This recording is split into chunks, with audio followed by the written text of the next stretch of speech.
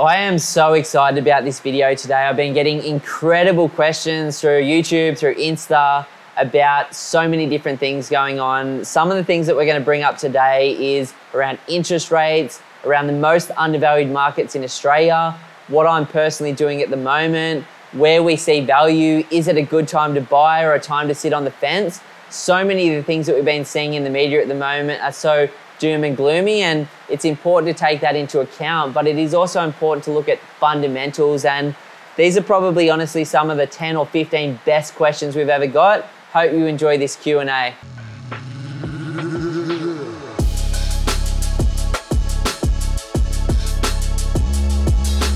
Cool, so we're doing this a little bit differently. I've completely put Sam, thanks so much, bro. Oh, let's go again. That's not getting edited out. About as smooth as I am. Sam's actually a cool guy and I'm just trying to be one. But, you know, I put him on the spot. He was behind the camera. He's been doing all of our amazing stuff for the last 3 months. I know you guys have been vibing on it.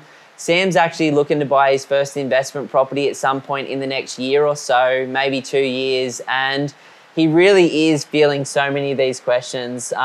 We sat down this morning in preparation as we went through some of your questions and his, and you know, Sam runs a business that's been massively hammered by COVID, which is in the videography space. Yep.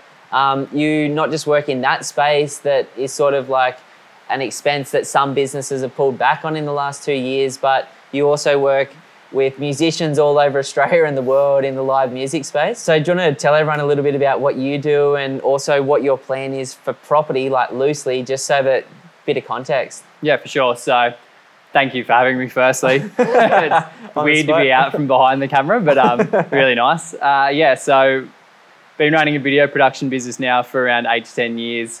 Mostly in the live music industry, which obviously was going really well up until the start of COVID, where between lockdowns and not being able to travel, music just got absolutely hammered. Even with a lot of the live events coming back with around sport and that kind of thing, music just still hasn't quite made it back. So great to be able to do this and do some property stuff. And yeah, I guess I didn't think I was going to be anywhere near buying property in the next couple of years at the start of this year, like until we started talking, and seeing your guys' stuff has definitely made me far more interested and feel far more confident about getting into property in the next 12 months to 2 years. And yeah, I think now is such a great buying opportunity, so I'm really excited to get into it. Can I ask you, man, before we get into these questions, like you've been, you know, standing there and, you know, whether you want to or not, and half the time it's probably not, but you're like listening to the sort of stuff that we've been saying and the vibe, and you're seeing us look at the data and then bring it to camera and to life. Like, what's happened for you with your confidence and knowledge as an investor just from following some of this stuff, like versus just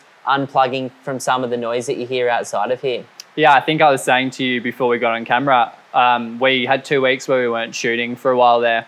And over that 2 weeks, just seeing all the negative media on Reddit, on Facebook, on Twitter, on like just constantly on the news and that kind of thing, like I started to freak out. And coming back in these last couple of weeks and going back through the data again and really sitting down and editing the videos and having that reinforced and just really seeing it laid out in numbers form has made me so much more confident.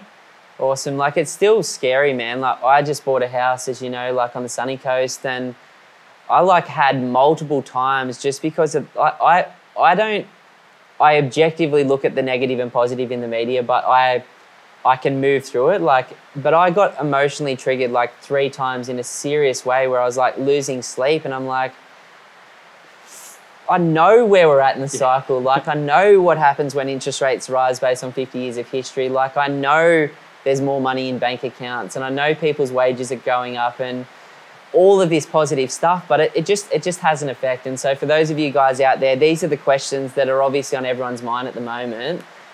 We might try and answer them together, but you can sort of just drill me and I'll do my best. Yeah, perfect. So these are questions that we've compiled from different people who've commented on Reddit and YouTube and that kind of thing. So question number 1 is, where do you think interest rates are going? From Tim. Cool. So, you know, they're only going one way from 100-year historical lows. Like I know like more than a handful of people that have rates at like 1.5% right now. Crazy. One of my clients who's overseas is getting rates with HSBC in Australia for 1.25% right now.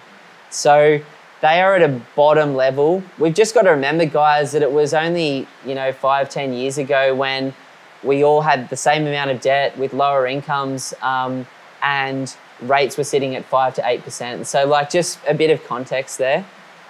Talking to my broker who's been talking to the big dogs at CBA, Westpac, ANZ, rates look like they're going to come up pretty aggressively. Every month the RBA will notch them up until we get to a point where inflation has been curbed.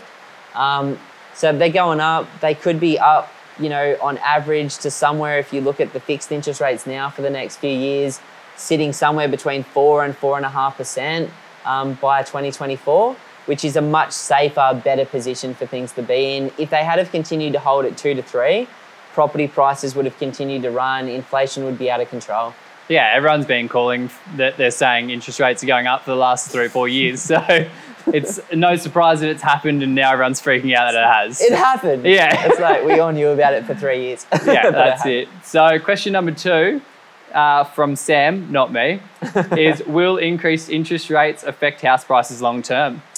Yeah, that's a good one. Now, if you look at what you might see on a few of the news outlets at the moment, absolutely, they're expecting maybe a 15 to 500% decline. I don't know how they get those numbers. But in reality, if we look back at previous cycles to think about what could happen between 2002 and 2008, that 6-year period, rates went up 3% and went up 22 times. House prices in Brizzy, Perth, Adelaide, Canberra all went up by over 120%. Wow. Previous cycle, 84 to 1990, rates went up over 20 times.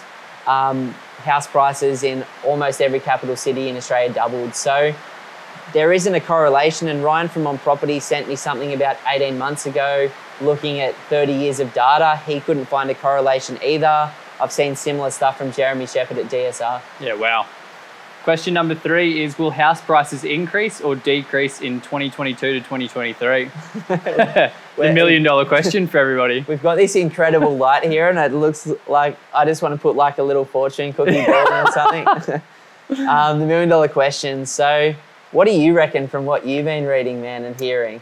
Yeah, I mean, I think there's just so much mixed media going around, or all the media is going one direction, but which is down, yeah, right? which is very much down. But I think the important thing to think is that whether it goes up or down within the next year or two, it's more important to think long term.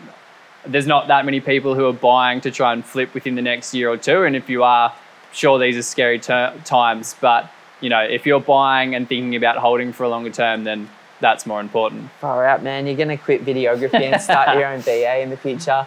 To speak to that, bro, I personally just look at data. So CBA Bank is suggesting that this year will be pretty flat. Westpac's saying plus 2% Australia-wide. Both of them are suggesting that Sydney and Melbourne could come down a bit. Now, I've got to remember that Sydney and Melbourne have almost doubled in the last 10 years since the last GFC.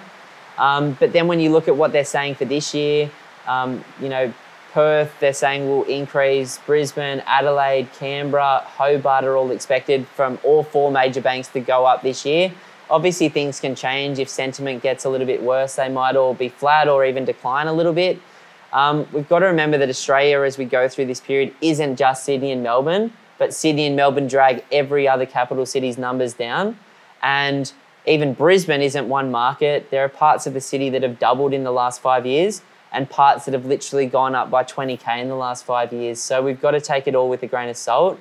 Next year, as the interest rates go up and the drag continues through and sentiment continues through, all of the major banks are expecting a decline, particularly in Sydney and Melbourne, which will cause other markets to come with them. Possibly. This is the 3rd decline I've seen as a buyer's agent in 6.5 years. 2 other times, Sydney and Melbourne in 1 year went down for a period by between 10 and 15%. Wow. Everyone shat themselves and then realised that Sydney and Melbourne were pretty expensive. They should probably just chill for a while. If you look at Simon Priestley and Phil Anderson, they have a completely different opinion, and this is the bloody hard thing. Yeah. They're expecting house prices to go up by between 50 and 100% in the next 5 years, so who knows? Yeah, it's crazy.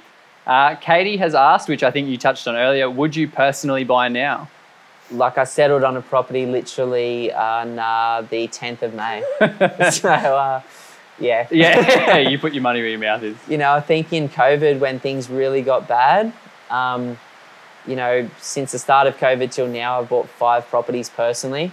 The clients that really get this stuff have absolutely loaded up as well. Like, as a buyer who's always fearful and always anxious, just by nature, I love dips. When stuff comes on sale, or instead of 50 people rocking up, 5 rock up, but only 2 of them are really there, that's when deals happen, and that's what you like to buy. Yeah, absolutely. It makes it a nice buyer's market rather than a seller's market. The next question is the Australian economy in a good or bad position? All right, so can I ask you like 2 things? One is, from everything you hear, does it feel we're heading for a car crash? Or? Oh, yeah. Yeah. Maybe more like a train crash rather than a car crash. Don't say that. Yeah, okay. That's where it's at. Yeah, like that's how it feels that's rough, how it feels. hey? Yeah. All right, so another question, like based on the forums and the news and Insta and Facebook, what is the rationale behind that? Like, is it just we're heading for a car crash, fact? Or is it we're heading for a car crash, crickets? Yeah, I think we're heading for a car crash because of interest rates mainly. And I think a lot of other times I think because we've had such a good, like last year, everyone's been saying we're heading for a crash, and there doesn't have to be that much rationale behind it because that's like, they've just decided that's what's going to happen. There's really only 2 types of sentiment I've realised: complete extreme fear or complete excitement. It's never like this beautiful, I just wish everyone would get to a 5% increase every year for the rest of our lives type vibe. If we look at fundamentals, regardless of what they're saying about stocks or property or crypto right now, just logic, the borders are open and the government estimates 200,000 people a year will come in. If you look at the GFC, when things got really bad, they brought in 450 and 500,000 people a year. Wow. To a good way to artificially keep stuff afloat if they need to. And that's a lever that they can pull till Australia gets to about 60 million people. On top of that, you know, we know that there's inflation going on at the moment, which based on 100 years of history is one of the best things for property prices. This asset class, along with a few commodities, normally do well. We're at almost full employment in Australia. It's almost at 4%.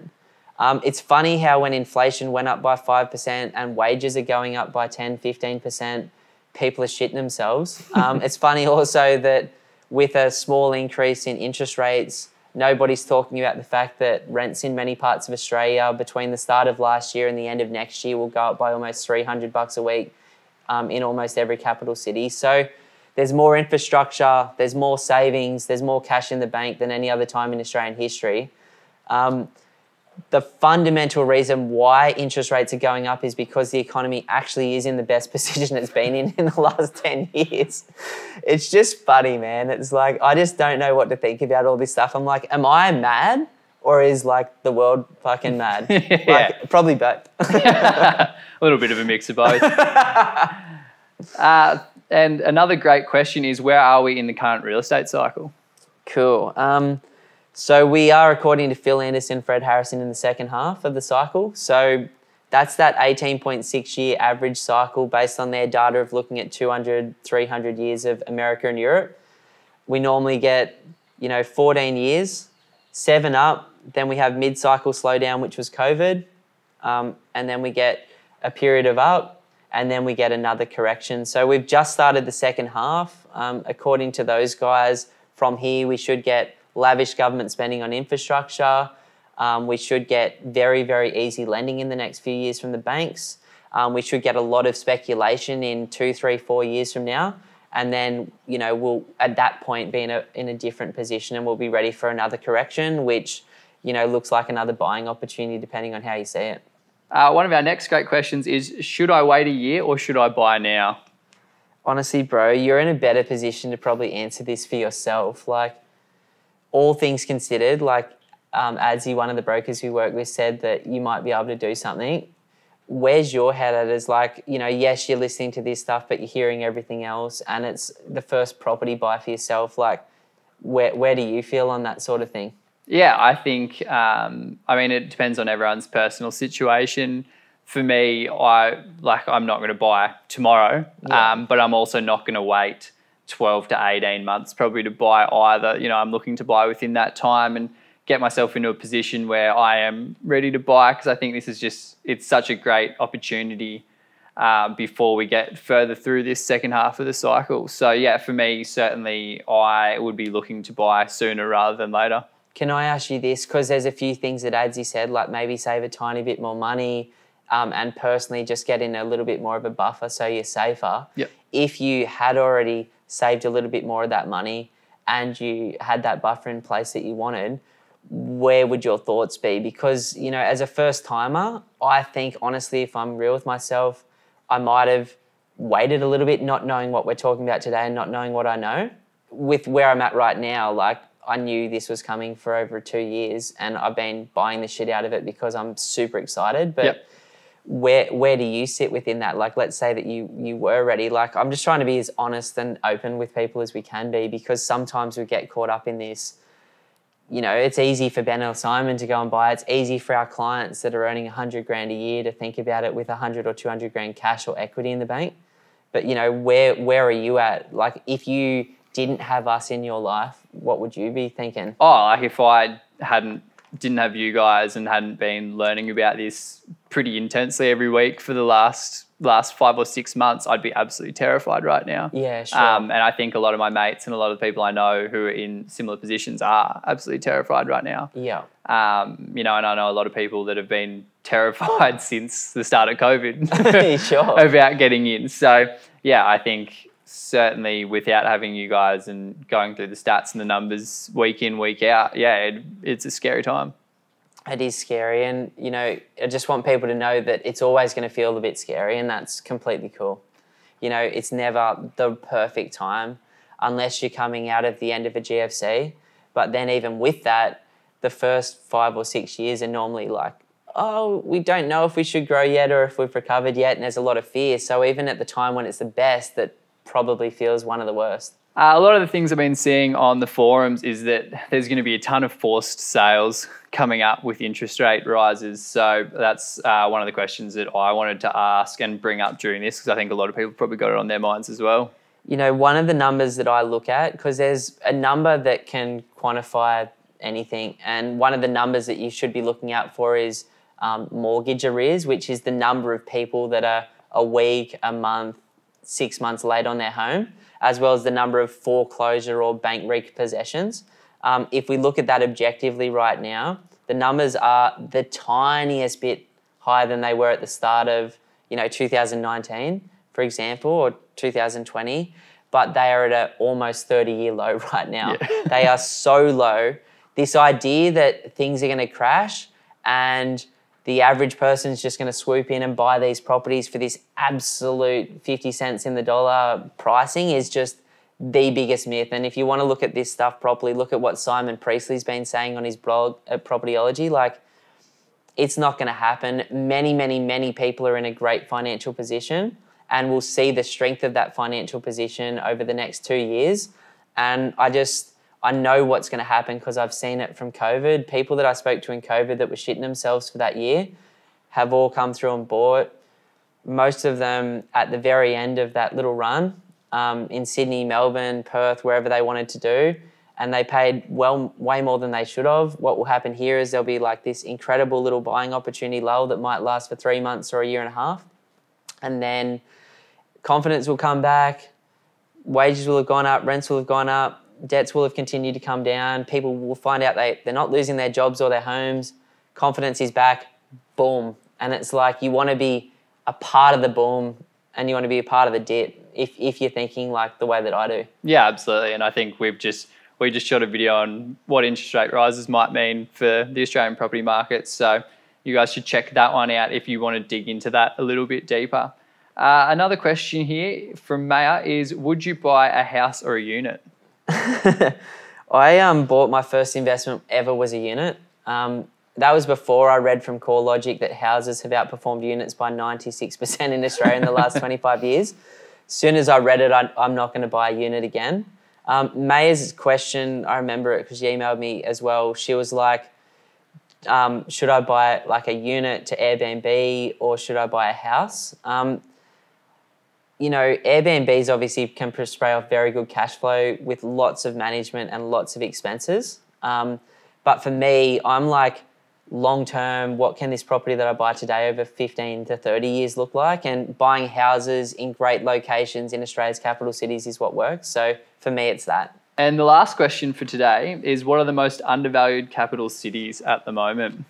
Cool. So as we've sort of said, and everyone in Australia and the world knows, Sydney and Melbourne are pretty well priced at the moment, 100% on where they were at the end of the last GFC. If you look at Perth, there's some suburbs in Perth that are cheaper to buy when you take into account inflation today than they were 15 years ago. Wow. There's some suburbs in Brisbane that when you put in inflation, honestly, 10, 15% up on where they were 12 years ago. Like, they're incredibly good buying. Adelaide's the same. I know there's parts of Darwin that are the same. You know, I'm buying properties for some clients at the moment for 400 to 500K within 20 to 30 Ks of the city of Brisbane on big blocks, low maintenance, tenant ready. There's incredibly good stuff around. I know there's properties in Perth from talking to clients in the last few weeks near the beaches that you can buy for way under $1 million, the same as Brizzy, further from the city, but still within 20 Ks where you can still buy for under 500K as well. So I think those secondary cities not only historically perform better in the second half of the cycle, but they look dirt cheap. And the thing about it is the incomes in Perth and Brisbane are actually higher per household than Melbourne, but the prices are 50% cheaper in some locations. It's just there's so many good opportunities if you go from this Australian market with this Australian decline to a Sydney and Melbourne being a bit expensive and the rest of Australia being like incredibly affordable still. Yeah, there's so many pockets of Australia that are still very undervalued and great value for your money. So thanks for your questions, guys. If you've got any other questions, make sure to put them on the YouTube comments, put them on Instagram. We do see them and we do take notice, and we'll try and get back to them when we can. For sure. Like, I actually really like doing this stuff because it sort of sucks all this weird stuff out of what I'm reading that never ends up on camera. So thanks so much, guys. I'm not going to try a high five with you again on camera. Appreciate it, bro. Thanks. Woo! That's a wrap. That's a wrap. Getting cool, bro. Yeah. Oh, sweaty. So sweaty.